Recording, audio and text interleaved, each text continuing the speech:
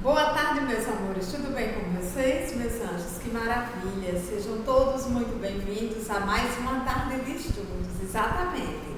Meus amores, antes de iniciarmos a nossa prece ao Senhor, né, o nosso agradecimento dessa tarde, primeiramente vamos preencher a nossa agendinha. Bora lá? Bora lá! Então vamos lá, meus queridos. Pega a agendinha, por favor. Preencha lá, bote boa tarde. Meus amores, hoje é dia 7 de dezembro de 2021. Vamos trabalhar com o livro integrado, matemática, páginas 195 e 196. História, página 422, 423, 424 e 425. Preenchemos.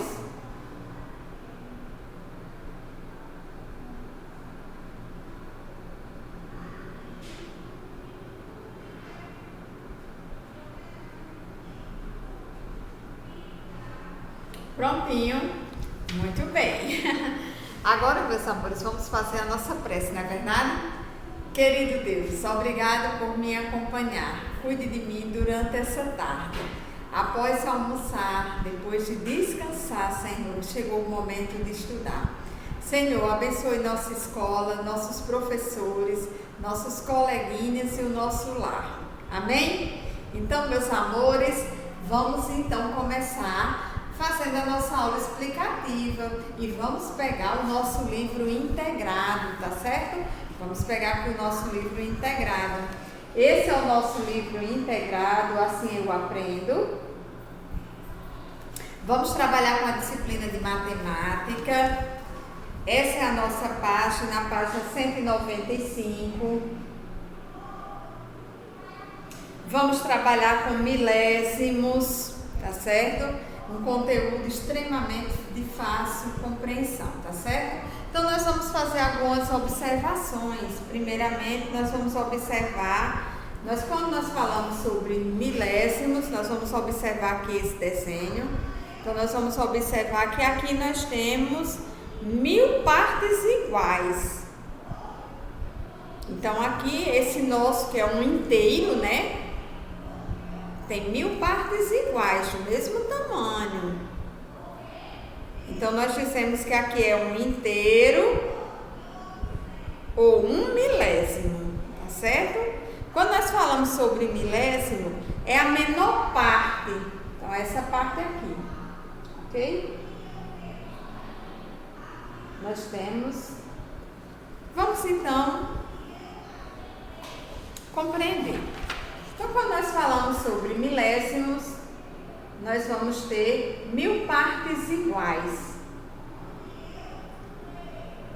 Cada parte equivale a 1 milésimo.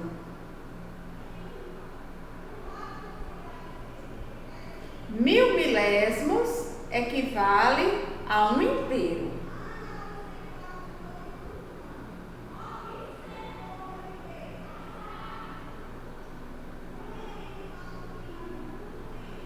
Vamos observar.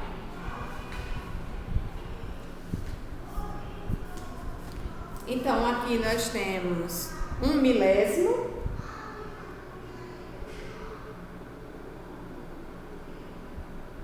Mil milésimos equivale a um inteiro. Aqui nós temos um inteiro. Ok? Quando nós falamos sobre a representação de fração, então vamos representar em forma de fração, né? Vamos representar essa imagem aqui em forma de fração, tá certo? Então, em forma de fração, como é que ela irá ficar?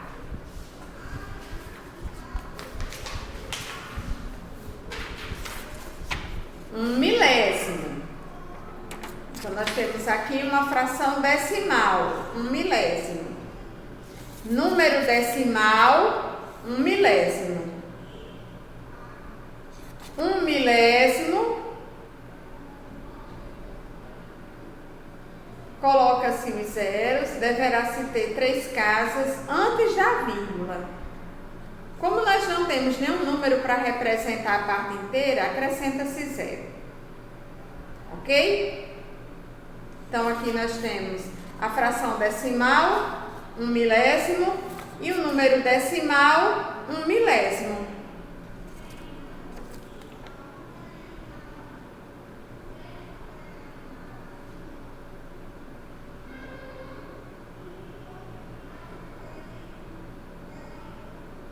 Vamos então observar a nossa tarefinha de hoje.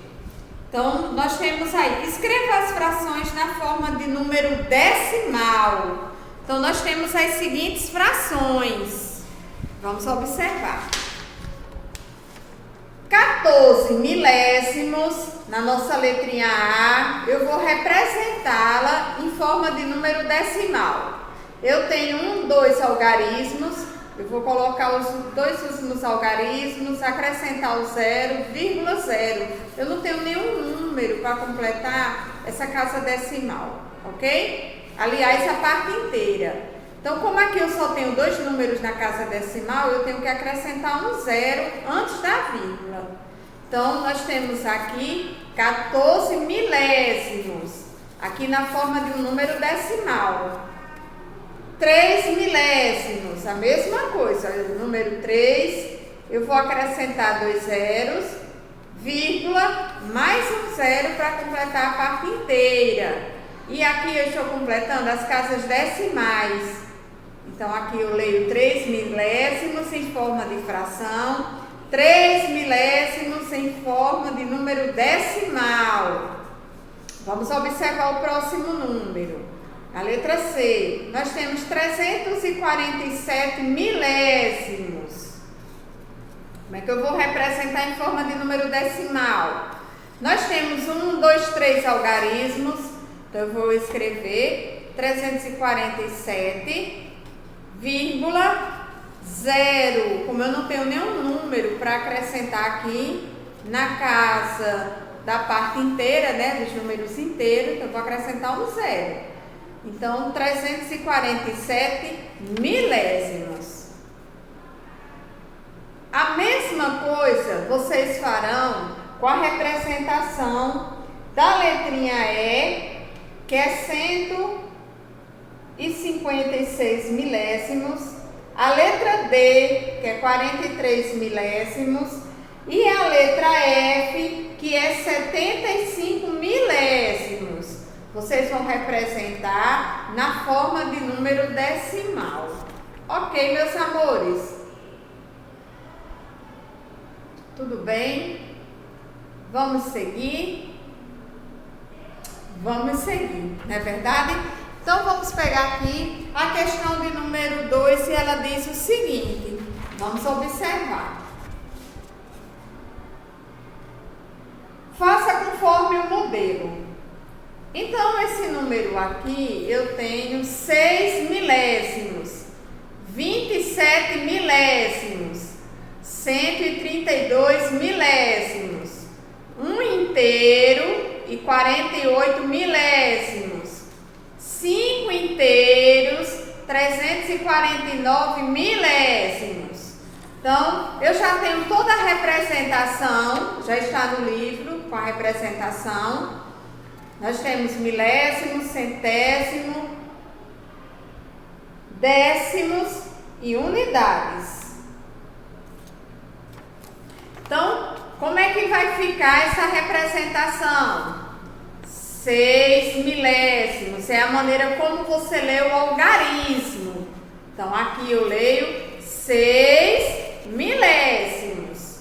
E aqui, 27 milésimos. Então, você simplesmente escreve 27, escreve a palavrinha milésimos.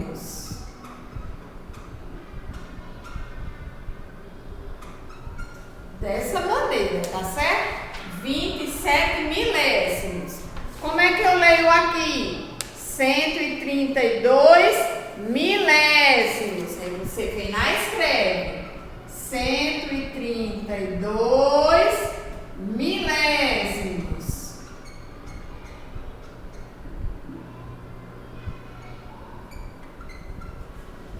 Como é que você lê esse algarismo aqui? 1 inteiro e 48 milésimos. Então você vai escrever 1 inteiro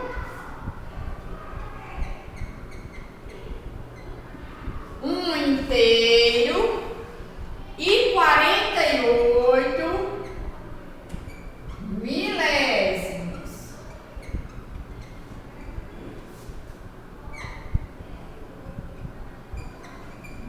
E como é que você lê esse número aqui?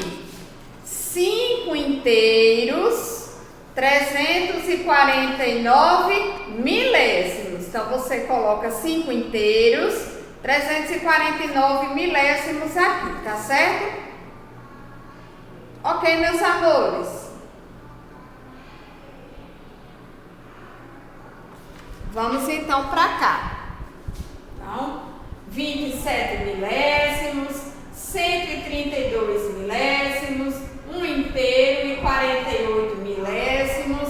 E faz a mesma coisa com o último número, tá certo?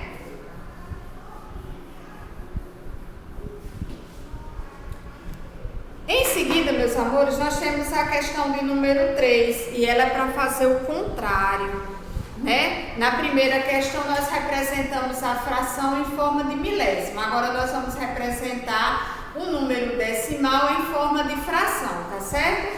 Então diz assim, transforme os números decimais em frações. Então aqui como é que eu leio esse número?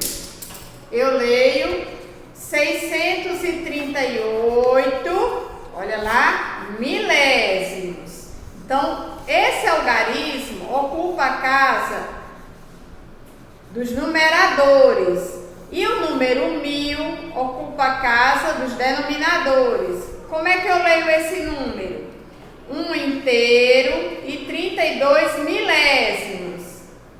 Então, eu vou escrever, eu vou retirar a vírgula, 1032 milésimos, ok?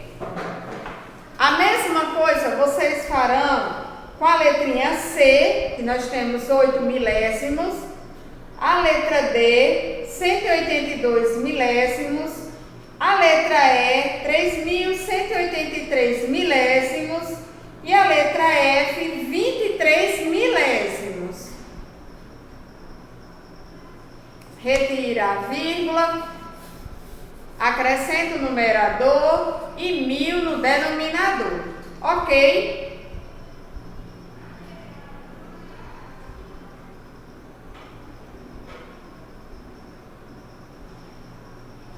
Vamos prosseguir? Vamos prosseguir com nossa aula. Meus amores, em seguida nós temos aqui, informe quantos milésimos são necessários para formar. Olha só, aqui nós temos um inteiro. Esse um inteiro aqui representa o quê? Representa 1000 milésimos. Um inteiro ou 1000 milésimos. E se nós tivéssemos 9 inteiros? Seria o quê? 9.000 milésimos. Então, vocês vão fazer desta maneira. Nós temos, na letra A, está pedindo um inteiro. Um inteiro equivale a quê? A 1000 milésimos. A letra B está pedindo 9 inteiros. 9 inteiros equivale a quê? A 9.000 milésimos. A letra C está pedindo 45 milésimos, que equivale a 45 milésimos. E aqui nós temos 299 milésimos. Você simplesmente acrescenta 3 zeros em cada casa decimal. Então, nós temos 1000 milésimos, 9.000 milésimos, 45 milésimos e 299 milésimos. Fácil, não é? É só acrescentar os 3 zeros no final de cada algarismo.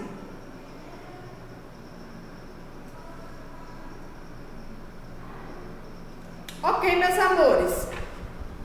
Em seguida, meus tesouros lindos, nós vamos prosseguir com a nossa aula. A tarefa de matemática, conclua, por favor, né, com bastante êxito. E vamos então trabalhar com história e vamos trabalhar com as leis abolicionistas. Então, vamos começar a nossa aula explicativa, tá certo? Só concluir isso aqui, fechar direitinho e vamos lá. Vamos pegar aqui, ainda com o nosso livro integrado. Nós vamos pegar a história.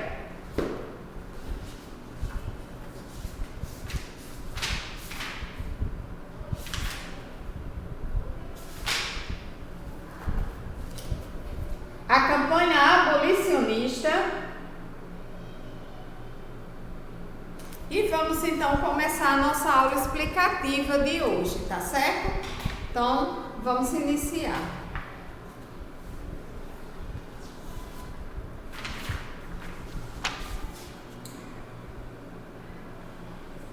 Então, nós temos aí a campanha abolicionista.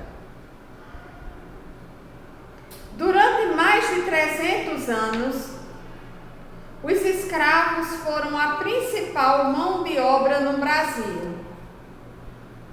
Eles ocupavam quase todas as funções das fazendas de cana-de-açúcar, no transporte de cargas e de pessoas, nos serviços domésticos e urbanos.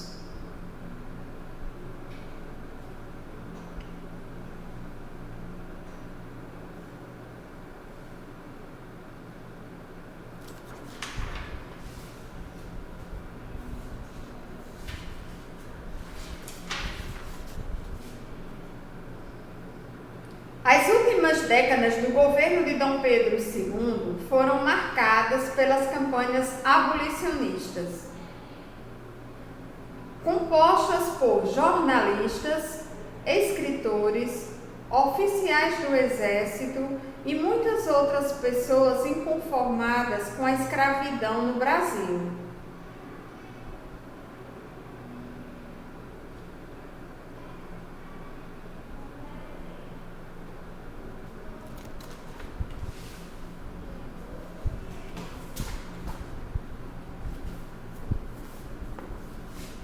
Vamos observar aqui em nosso livro. Mesmo em situação precária, os escravos lutavam para mudar a violenta condição na qual viviam. Como forma de resistência, destruíam os meios de produção e as propriedades dos senhores. Boicotavam o trabalho, fugiam e, sempre que possível, compravam a própria liberdade.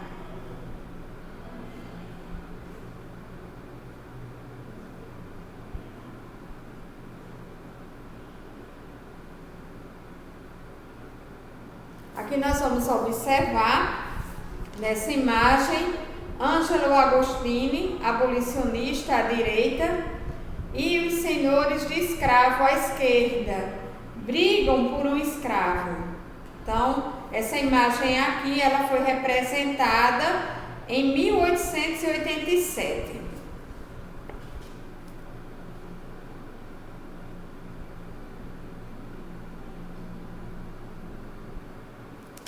Então, os negros escravos, eles lutavam pela violenta condição na qual viviam. Era extremamente desumana. Nós temos aqui o ano de 1850, 1871, 1885 e o ano de 1888. É onde nós temos as leis abolicionistas em nosso país. São essas as leis: do sexagenário, lei do ventre livre, lei Eusébio de Queiroz e a lei Áurea. Então, vamos conhecer um pouquinho sobre cada uma delas.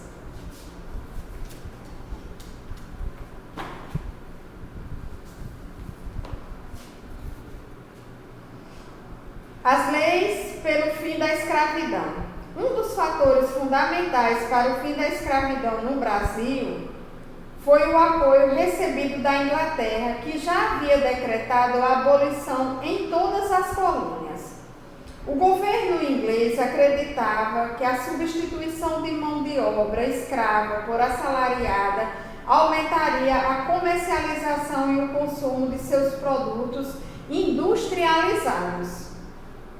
Em 1845, o parlamento inglês aprovou uma lei que autorizava a Marinha Britânica a capturar navios negreiros. Dezenas de navios foram aprisionados a caminho do Brasil. Aos poucos, os abolicionistas foram pressionando o governo a aprovar leis que comprovassem e que ajudassem na libertação dos escravos no Brasil. Vamos então estudar algumas delas. Então nós temos aqui a lei, o ano, o nome da lei, o que ela estabelecia. Então nós temos aqui, em 1850, a lei Eusébio de Queiroz proibiu o tráfico de pessoas escravizadas pelo Oceano Atlântico. Nós temos aqui 1871, nós temos a lei do ventre livre. Filhos de escravos que nascessem a partir de 28 de setembro daquele ano seriam considerados livres. Nós temos então em 1885 a lei Saraiva, ou lei dos sexagenários. Liberdade para pessoas escravizadas com mais de 60 anos. A lei determinava, porém, que antes de serem libertos, deveriam trabalhar para os senhores por mais 3 anos, como forma de indenização, ou até completar 65 anos de idade. Bem, em seguida nós temos aqui, há um contexto, se falando um pouco sobre a lei do sexagenário, está aqui, que na realidade, mesmo com a promulgação dessas leis, pouca coisa mudou. Se analisarmos a lei do ventre livre, por exemplo, veremos que a criança ficava com a mãe até os 8 anos. Assim, o proprietário da mãe exigiu o pagamento de uma indenização para cobrar gastos com a criança durante esses 8 anos de idade. Na maioria das vezes, a indenização era paga com o trabalho dessa criança, até que ela completasse 21 anos de idade. A lei do sexagenário também não teve muito efeito, pois a maioria dos escravos dificilmente viviam até os 50 anos de idade. Por fim, nós temos aqui a Lei Áurea. Por volta de 1887, o movimento abolicionista cresceu e ganhou muitos simpatizantes, alguns dos quais passaram a facilitar a fuga dos escravos. Nesse ano, os militares lançaram um manifesto dizendo que não perseguiriam nem capturariam escravos fugitivos. Com tantas pressões internas e externas, em 13 de maio de 1888, a princesa regente, Dona Isabel, assinou a Lei Áurea, decretando ou declarando o fim da escravidão no Brasil. Essa medida foi comemorada em várias partes do país com festas e outras manifestações. Então nós vamos ver aqui comemoração no Paço Imperial após a assinatura da abolição da escravidão em 1888. Meus amores, em seguida nós temos aqui um pequeno relato do cotidiano pós-abolição. Então, vamos observar essa notificaçãozinha, né? É bem resumida. E ela diz o seguinte: com a proibição da escravidão, não resultou na inclusão dos escravos na atividade de trabalho assalariado. Por isso, a forma com que a população negra se inseriu na sociedade variou muito de acordo com a região. Nessas áreas rurais, muitos dos antigos escravos se tornaram dependentes dos proprietários de terras e continuaram a desempenhar funções tanto no plantio quanto prestando serviço como peões e empregados domésticos. Grandes partes desses ex-escravos também migraram para os centros urbanos, porém a preferência dos empregos fixos era para os imigrantes, enquanto os ex-escravos ocupavam serviços com menor remuneração. Alguns ocupavam com serviços de menor remuneração. Alguns plantaram pequenas roças para sobreviver, outros conseguiam empregos, mas ganhavam muito pouco, e muitos ficaram em condições extremamente precárias.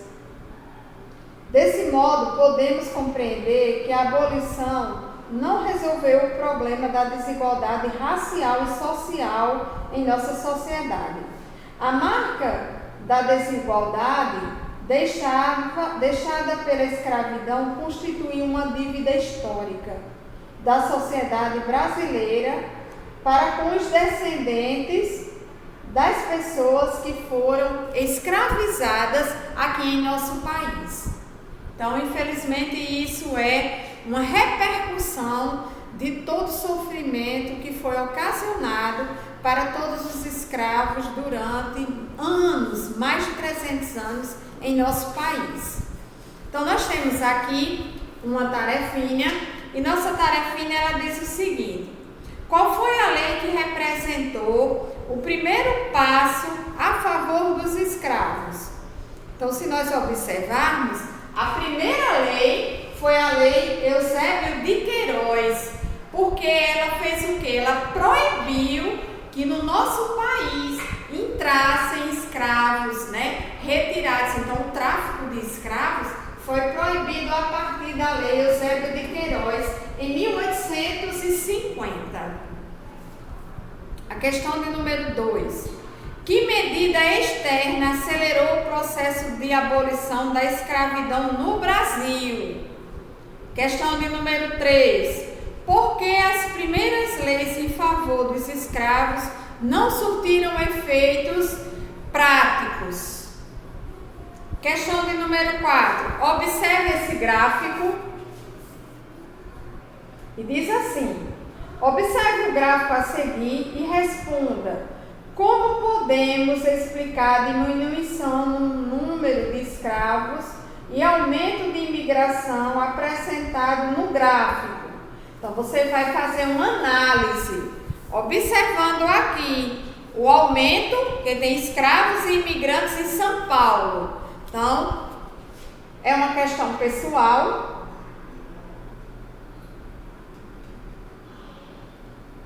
Então, nesse período aqui, a gente vai ver que houve o auge das campanhas abolicionistas, a promulgação das leis, pelo fim gradual da escravidão a diminuição na oferta de escravos. Os fazendeiros passaram a recorrer mais à mão de obra imigrante.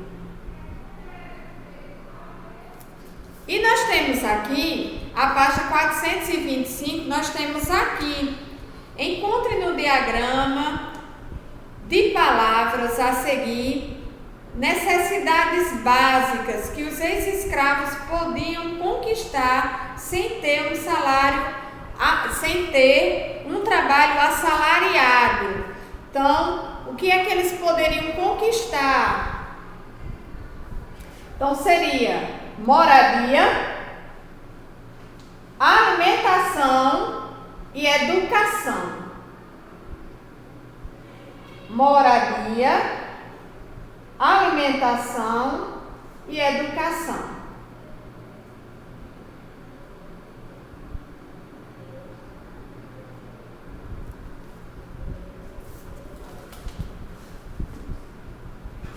Então, nós temos aqui, novamente, a Lei Eusébio de Queiroz, 1850, a Lei do Sexagenário, 1885.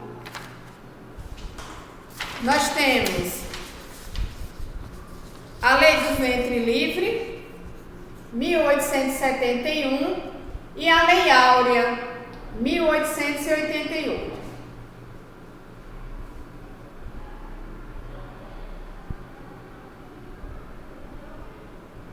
Então, meus amores, sendo assim, nós teremos concluído nossa tarefinha desta tarde. A todos vocês, um excelente desenvolvimento. Fiquem com Deus e até amanhã. Tchau!